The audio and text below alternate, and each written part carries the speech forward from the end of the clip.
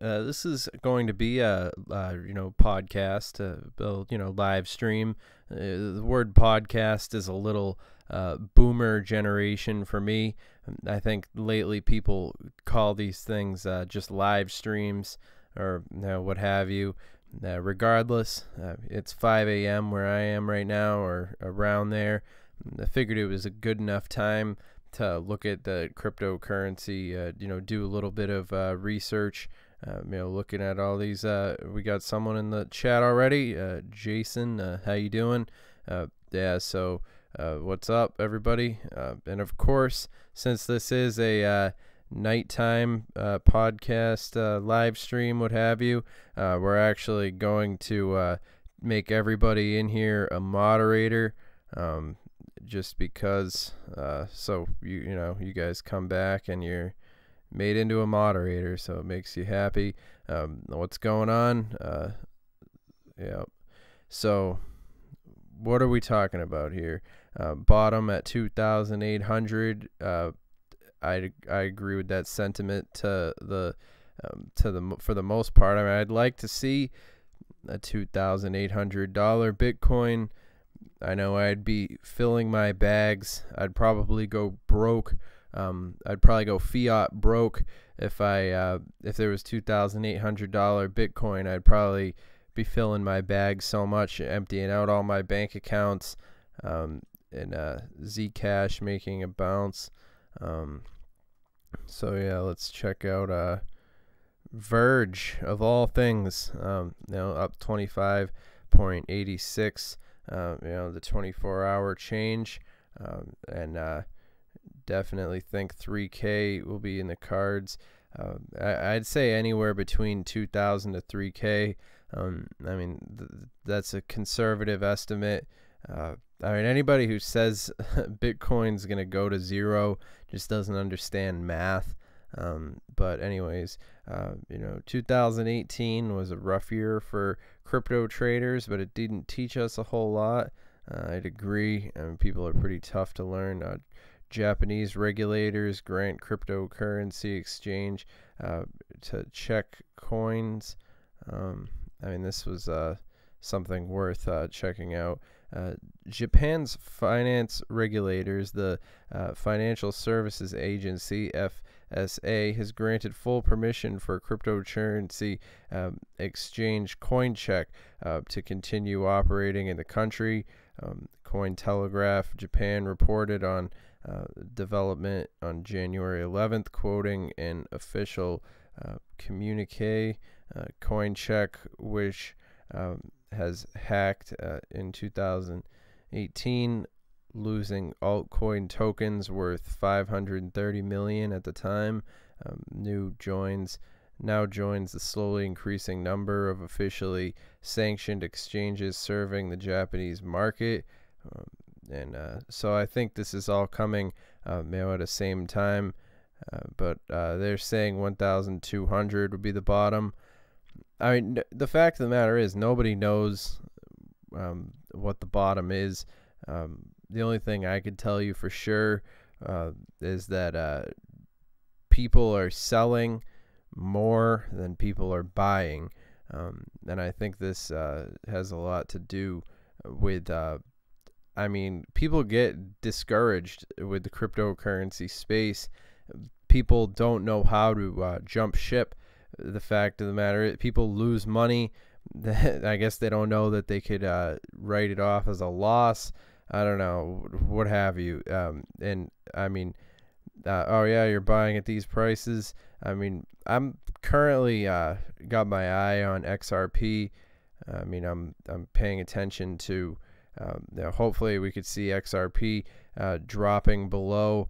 The $30, the 30-cent range, at 29 cents, I'd be a buyer for XRP.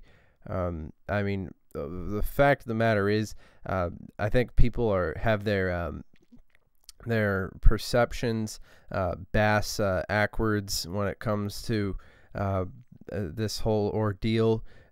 People tend to want to buy Bitcoin when it's up, which is quite hilarious. That's a good way to stay poor.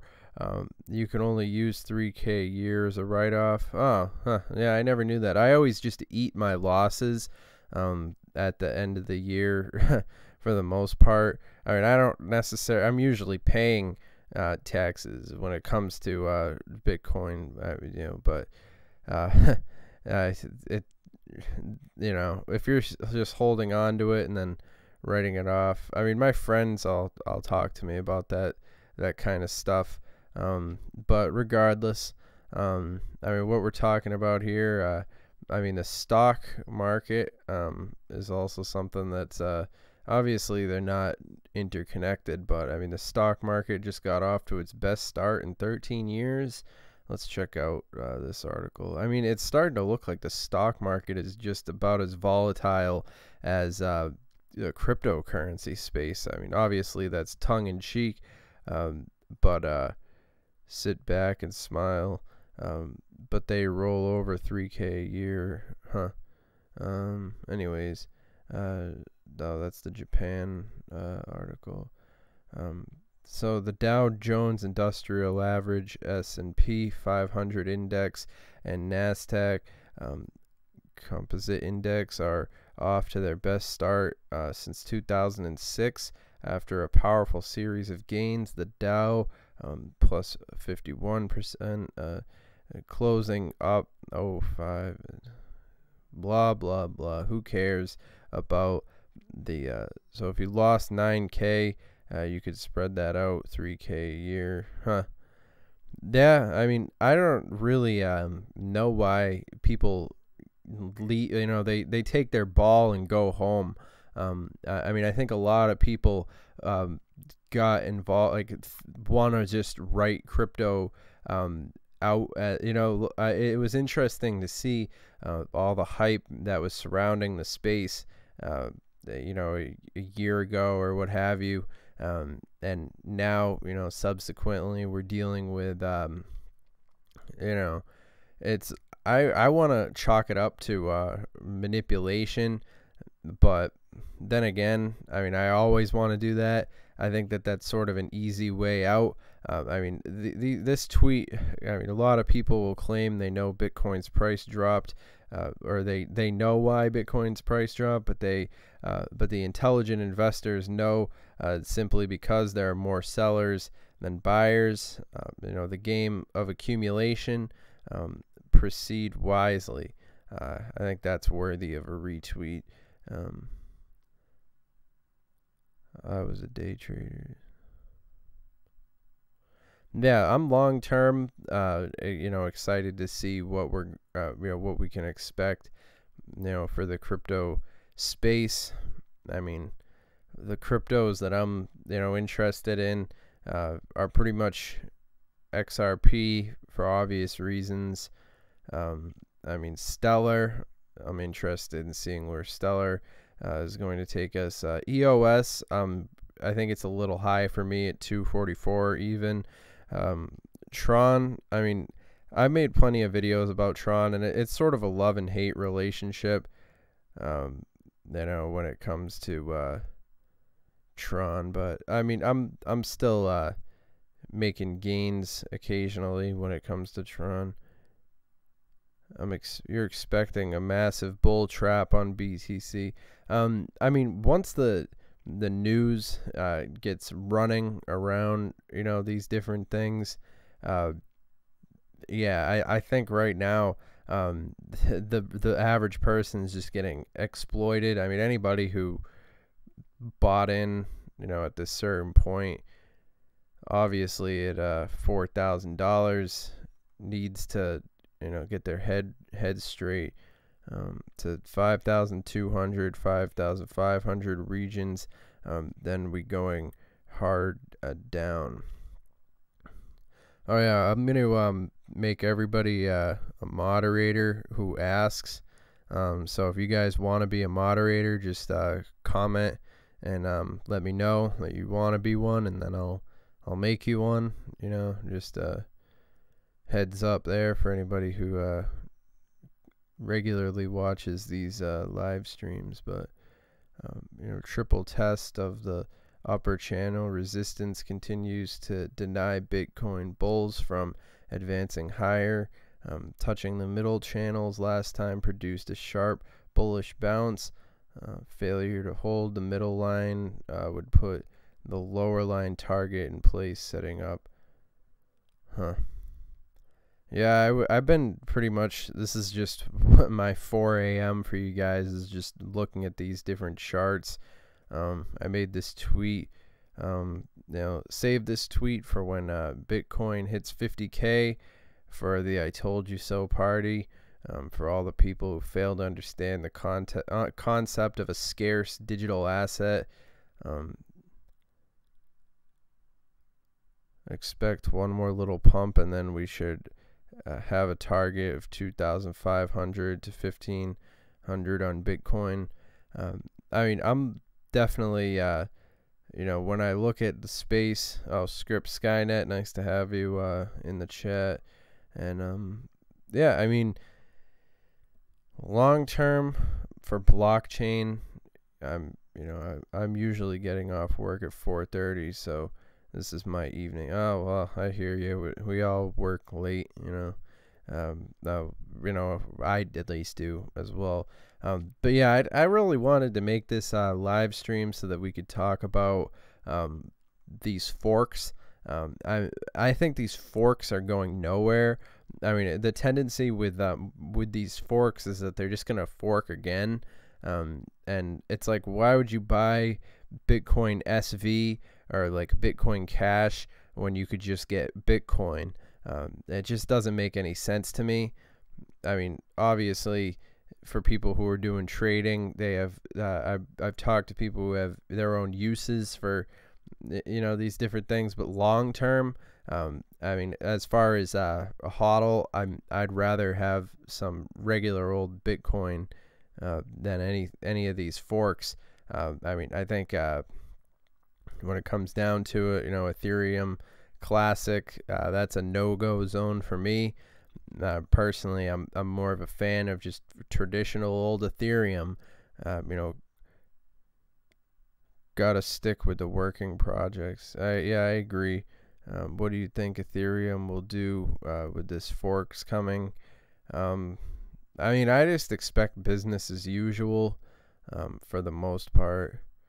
I mean, I don't get too excited with the news of the forks. I mean, I guess we'll just have to see. Could Ripple replace correspondent banks? This bank says yes.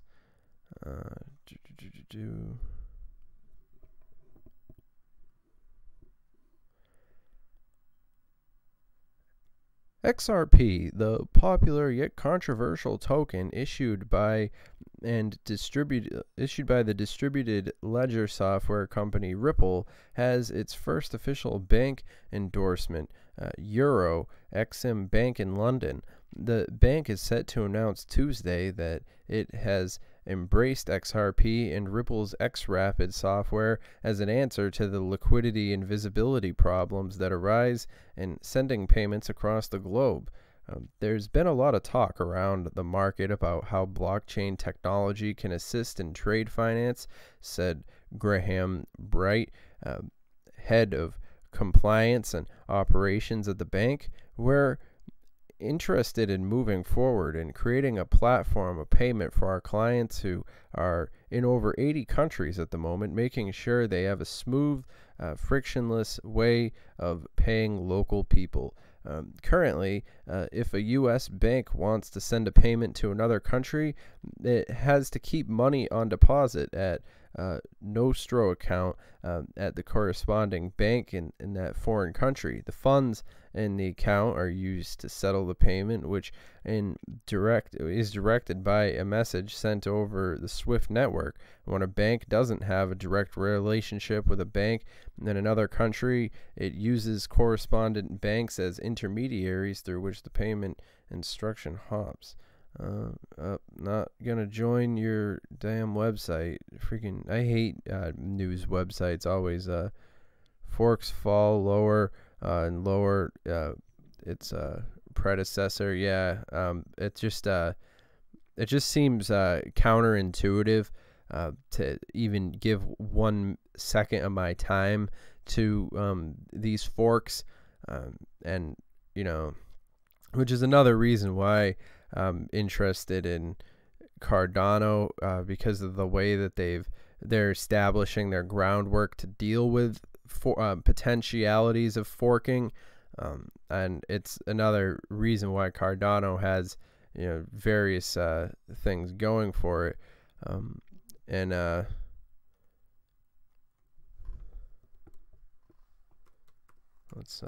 mean, Charles Hodgkinson, of course, has got another thing.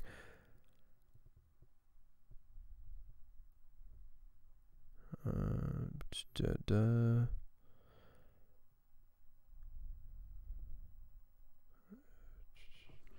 some reason you search ADA and it doesn't come up with it. There's so much non-crypto stuff that comes. All right, here we go.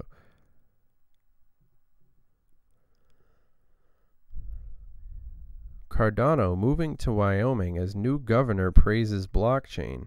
Now this guy, Mark Gordon, incoming 33rd governor of Wyoming, gave a shout out to the local blockchain industry during his inauguration speech. He highlighted the approach of startups like Beef Chain and Sheep Chain as an example of how Wyoming leads the nation while already attracting other businesses to the state, such as IOHK's Cardano.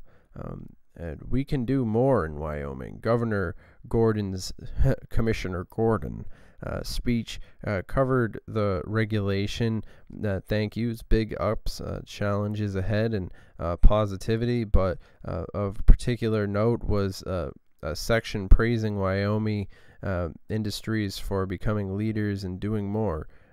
In just this last year, Wyoming has become the envy of the nation for its innovative approach to blockchain, with new startups like Beef Chain and Sheep Chain. We can do more, blah, yada, yada. Cardano has the ability to be a #1 market cap. Is Tron going to be a privacy coin? I mean, these are good questions. Now, right now, it's funny to see that a privacy coin is leading the charge. You know, in particular, something like Verge. I'm sure it looks pretty attractive. I mean, to a large extent, this might be just a pump. I mean, Verge has a tendency to get pumped quite often. And, I mean, this person right here, Sean, long bullish on ADA, but in the short term, I'm putting my fist elsewhere. Fiat. yeah, I hear you. I mean, it's gonna be a bumpy ride for altcoins. I mean, unless you're like day trading or, you know, week trading or, you know, month trading, might seem like a long-term hodl, you know, at this point. You know, for people who are day trading, you might have even the volatility on the 24-hour is pretty unpredictable. I mean, certainly, like, you hopped on board before. I mean, just a couple days ago, we were seeing Cardano broke that 5 cents, and now we're already down, you know, more than a fraction of a half of a penny, which is a pretty good indicator of the kind of troubled waters that are facing the crypto space. All par for the course, of course. But anyways, Bitcoin falls further, hitting XRP and Ethereum. Bitcoin has dropped suddenly after a generally positive start to the year, dragging down the wider cryptocurrency market, including Ripple's XRP and Ethereum and Tron, currently the 9th largest cryptocurrency by market capitalization, has turned sharply lower after a strong rise earlier. Update: Bitcoin. I hate these news articles. Hitting all cryptos. Yeah, I know. It's so weird how they word these articles for the normies. But I guess it's all par for the course, like I said. Anyway, Bitcoin plunges amidst overall crypto market downturn. We know that just by checking coin market cap. I don't know why you had to make a whole thing about it. Forbes has like a weird relationship with crypto, because Forbes sort of has to take their hopefully get rid of some of the poop coins on the way down. Yeah, I mean, that's inevitable.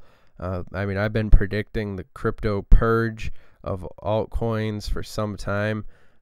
Like I said, my catchphrase from 2018 was that your best friend's favorite altcoin will probably be going to zero, getting smited off the map before we actually get to celebrate our crypto feast. But anyway, let's check out this FOMO article right here. Forbes just loves to shove videos in your face to get those extra clicks. But anyway, they're just trying to compete with YouTube. And who signs up for a membership to Forbes or whatever on the website? It seems like a waste. Like the information is free. Anyway, I still think a bottom of 25 is a solid target, and I'm waiting for it and buying bits and bob as insurance for missing the bottom by being too greedy. But I can look at the chart and consider worse levels than 25. And he drew a nice little, with his crayons.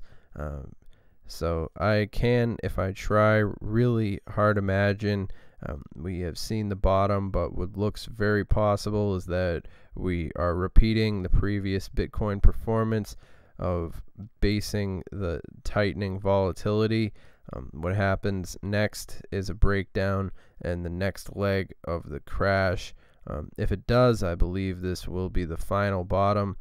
Nothing in my mind can make Bitcoin go to zero, but some unforeseen technical mishap, a mining collapse is the only possibility that could only happen if the price suddenly significantly below 1,000, because the latest breed of SHA-256 secure hash algorithm miners can operate profitably below 1,000 a coin. And who knows if there are private application specific integrated circuits that can mine even cheaper than that. I mean, I know a lot of you have been putting similar concerns in the comment section. Hopefully get rid of some of those poop coins. That's all I can say. US debt clock, bar demand.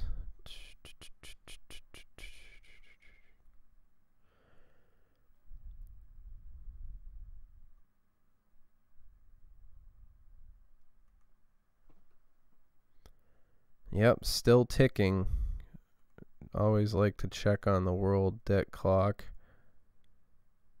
Just make sure that we're still in debt, paying off those student loans, everybody, I'm sure.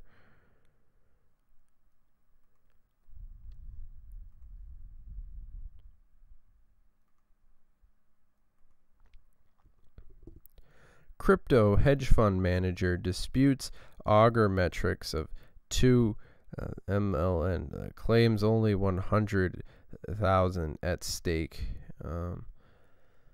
Blockchain-based prediction market Augur is reportedly significantly overestimating its usage. A founding partner of the cryptocurrency hedge fund Test for Capital claimed on social media on January 10.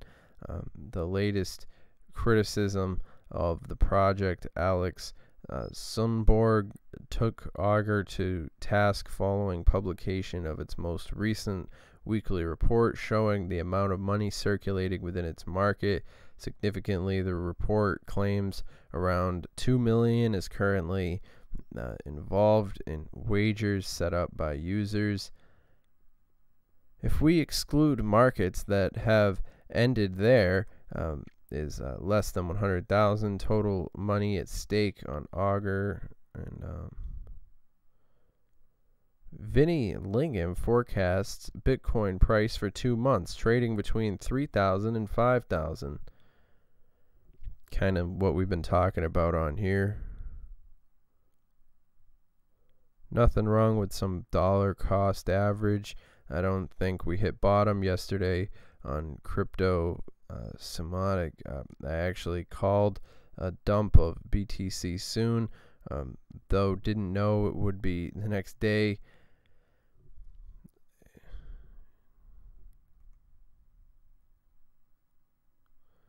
Japanese regulators.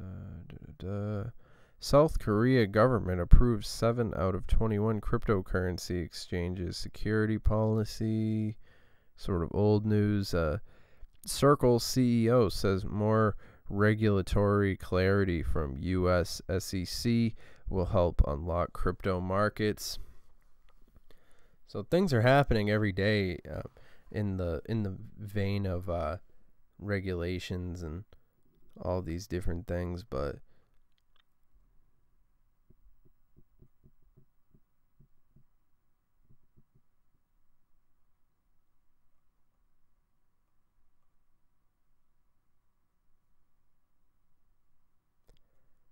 it certainly is a waiting game.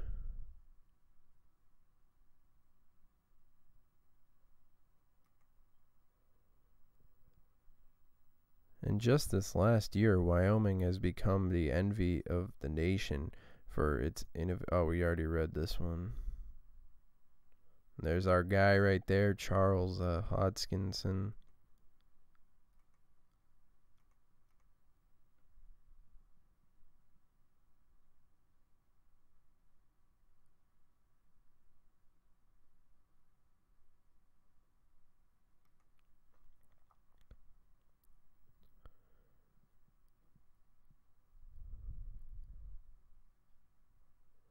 Yin Wu is the founder of DIRT Protocol, a protocol for decentralized information creation that aims to organize the world's data and make it freely accessible.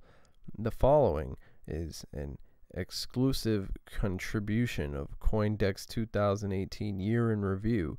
In 2018, the promise of a decentralized future fell apart. The most widely used dApps have a few thousand daily users, and a study of 43 blockchain applications found a 0% success rate. With so much funding and talent in the space, why do we have so little success to show? There is a broken process of building and launching blockchain's applications today. Rather than working within a low-risk environment that supports iterations and learning, blockchain companies follow a playbook that stacks the odds against their success. By pre-selling a product before it is built, projects set themselves up to failure with unrealistically high user expectations on their V1.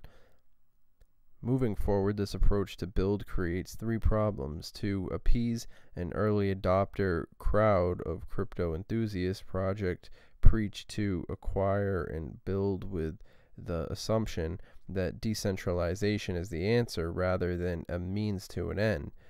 With vocal supporters, projects make suboptimal decisions by committee. With a market emphasis on ideas and theory, projects follow the white paper as if it is the final product plan rather than the starting point. Government shutdown is delaying things. I think some whales heard that BAKT would be delayed again, then started to drop. Yeah, I mean, that's definitely playing into it. I mean, you can't deny, whoever smelt it, dealt it.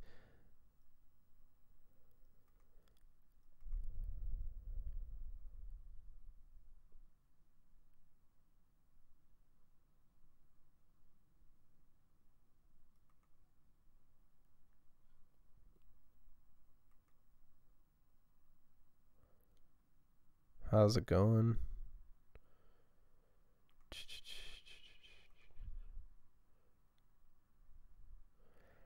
"2018's top cryptocurrencies ranked by GitHub activity.